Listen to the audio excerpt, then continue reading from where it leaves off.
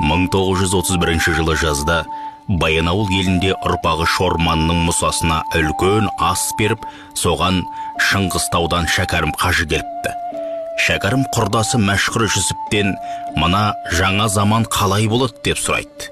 Мәшһүр Жүсіп: бұл аласапыран заман, бұл социализм деген заман, мағынасы құдайсыздар қоғамы деген, дүние кезек деген бар емес пе? Бір кезде құдай деген құстай ұшат дедік, енді құдай деген мұрттай ұшатын заман болады.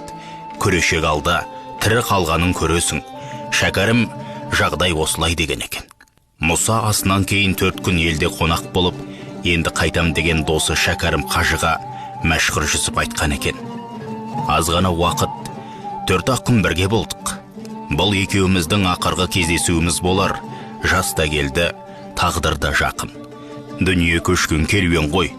Дүниеге бірге келдік, бірге жүрдік. Енді сол керуенімізбен бірге кетуіміз керек қой. Біріміздің ажалымыз Алладан болар, біріміздің ажалымыз адамнан болар. Жас та келді, тағдыр да жақын. Хош сау бол деп хош айтысып аттанады.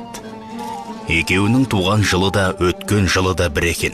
1858-1931 жылдар аралығында өмір сүрген. Мәшһүр әулиенің айтқаны келіп, өзі сол жылы 27 қарашада өз ажалынан өледі. Ал Шәкәрім қажыны күз ортасында Шыңғыстауда Қарасартов бастаған ГПУ-дың жендеттері атып, сол маңдағы құдыққа тастап кеткен. Мәшһүр Жүсіп Көпеев кітабындағы Төлепберген Алдабергеновтың жазбасынан: